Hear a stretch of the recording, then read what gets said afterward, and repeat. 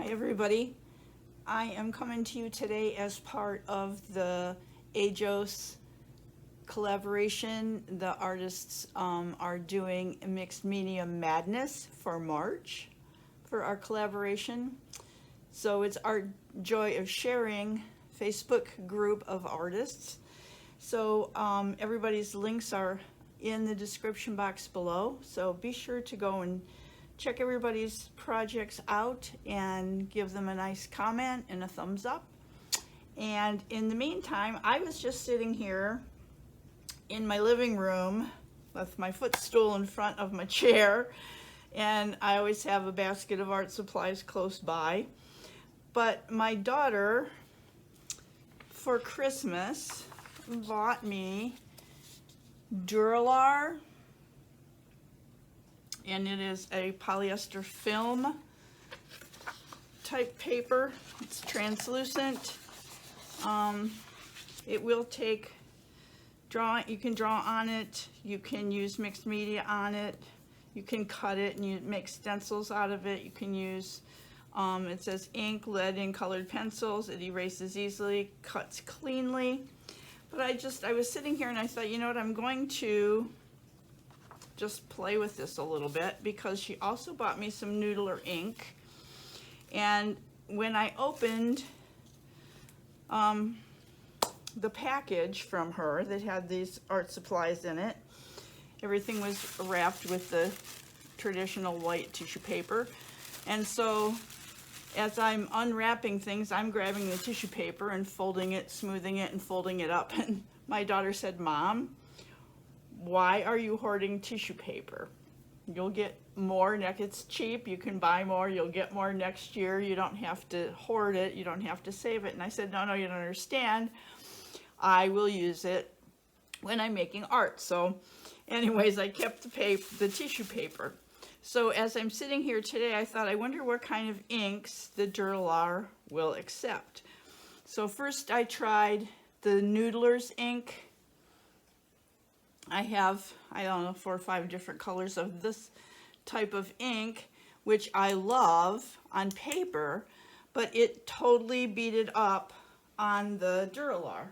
I couldn't get it to stay down. I'm sure it would have eventually dried. It would have taken a really long time, I think, because it beat it up. It did not move. So then I used the acrylic ink. This is the Rowney FW acrylic ink. And it went down really nice. I sprayed it. I just have some water in a spray bottle. And I put drops down and sprayed it. And it spread out pretty good, but then I took a paper towel and just kind of helped it and spread it out a little bit more. And I dried it with my heat tool. And the paper, it worked a little bit, but because I got too close. For the most part, it stayed really flat. But I did take the tissue paper when everything was wet before I used the heat tool and just blotted. I just put the paper down on top of the wet ink and just lightly blotted like this. And so now I have a really pretty piece of tissue that I will be able to use for collage. And when I glue that down, if I use matte medium, it will just kind of melt into my journal or paper, whatever I'm using. So at this stage, I think I would like to cut this into 4 pieces and make like a little series. So I'm going to put some book paper down, but I thought while I'm sitting here playing and this far, I would at least make a video and explain to you how I did this. All right, so let's go blues and greens on this one this time. So let's go turquoise, my favorite. Man, is it ever snowing, you guys. I think half of us are probably getting snow about now. It is Monday afternoon here, President's Day, as I'm doing this. And it's really coming down with the promise of lots more to come. Okay, so I just drop usually one, or how I did the other one anyway, one color at a time. Just spray it until it kind of moves out, and then I can tip it and get it moving a little bit more, and then that's when I took the paper towel and just kind of helped it move around. This first color kind of forms a little bit more of a background than the ones that come after it. Let's see, let's put some, we have this olive green light. You may be able to hear the snowplows going by. It scares me every time they come down the road. They make such racket.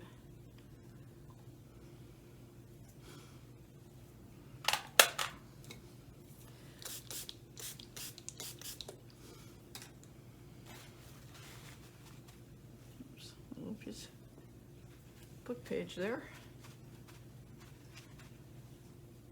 And a little piece of dried ink from the cap. I'm liking this color combo. Let's try some, this is yellow ochre, and these are all, they're Dura-Lar Rowney, but any acrylic ink I'm sure would work.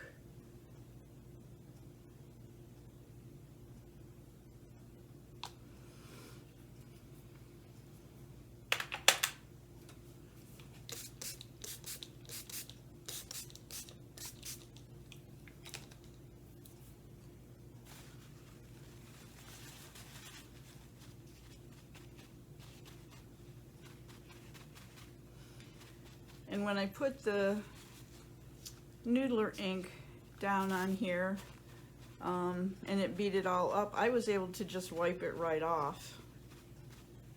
So it didn't, you know, my favorite thing really to do is just to experiment with art supplies. So I guess that's the definition of my mixed media madness, is and why I have so many art supplies. So I think I soaked all of that up. I kind of did. We'll add some more, but look how pretty that is. That's going to be really nice. Okay, so we're going to add some more color to this one. Okay, so here's the other one with the blues and greens and yellows. Yeah, my camera's upside down. I'm used to going the other direction to get a close-up. And here is the paper, the blot paper. There's the other color. So now I just need to decide exactly what I'm going to do with these, and then I will be back. And I'm still here in my living room. I glued these pieces of book page down just with a glue stick. And then what I realized is the Noodler's ink works if it's layered over the acrylic. So I was able to color the book papers with Noodler's ink. I think I used Apache Sunset and a brush, and I was able to color those. So I think I'm going to try some markers maybe. I have the Elegant Writer marker. I don't know if you can see that. Anyways, it moves with water, and I'm just going to make marks, just random marks, just like this.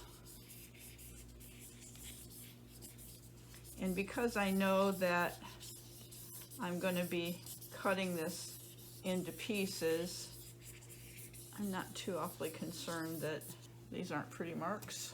I'm going to spray it and just see if it will run a bit, just to get some texture.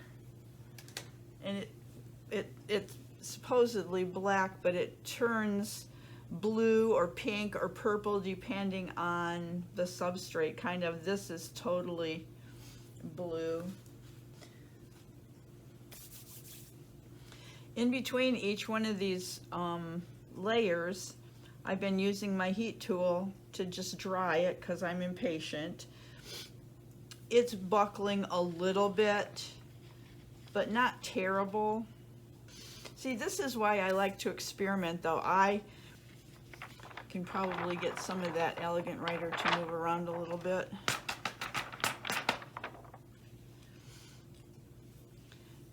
So I'm going to dry this now, and then I might see maybe how charcoal behaves on here. It's just going to be a total experiment. Okay, I used Stabilo pencil and then water, and then dried that. When that was dry, I added just graphite mechanical pencil, some marks, and then I took my Posca paint pen, the white one, and just flinged it like this and got all the spatters and drips. So bring it in a little closer so you can see. I'm holding this iPad, so it's not the most ideal, but there it is. I think it's pretty cool. I really like it. Now, you could do basically the same thing on any paper that is non-absorbent. So if you had Yupo paper, that would work. If you had the graphics, like the plastic paper that people use for alcohol inks, that would work.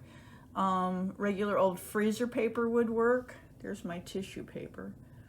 Now I will have to go downstairs to the studio with my paper cutter, and I'm going to cut this.